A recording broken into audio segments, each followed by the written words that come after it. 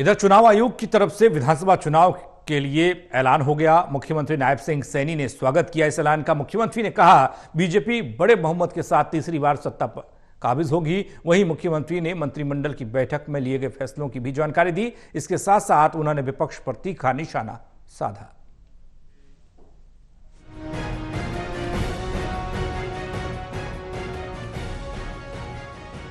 भारत चुनाव आयोग की तरफ से विधानसभा चुनाव के किए गए ऐलान का मुख्यमंत्री नायब सिंह सैनी ने स्वागत किया।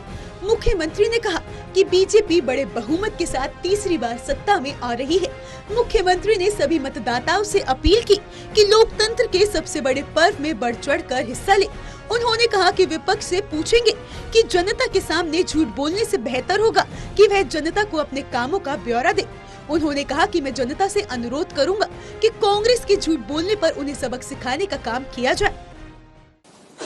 पिछले 10 वर्षों में हमने हरियाणा का बिना भेदभाव के समुचित विकास किया है। मैं आंकड़ों और तथ्यों के साथ जनता के सामने और हरियाणा की विकास यात्रा का ब्यौरा रखूंगा।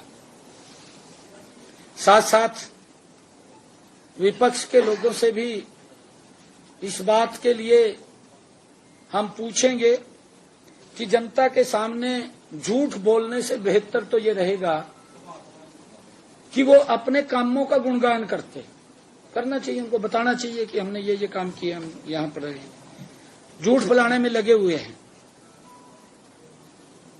जनता से भी अनुरोध करूंगा कि कांग्रेस को इनके झूठ के बारे में सबक सिखाने का काम करें।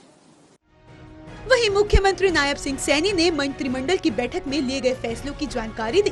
मंत्रिमंडल की बैठक में हरियाणा अनुसूचित जाति की रिपोर्ट रखी गई, उसको स्वीकार किया गया। आचार संहिता को ध्यान में रखते हुए चुनाव आयोग को भेजने का काम करेंगे।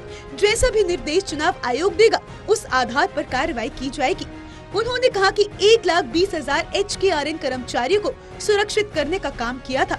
शिक्षा विभाग के जो कर्मचारी जिनकी आय 50,000 से अधिक है, उन्हें भी सेवा सुरक्षा में इंक्लूड करने को लेकर चुनाव आयोग को भेजा जाएगा।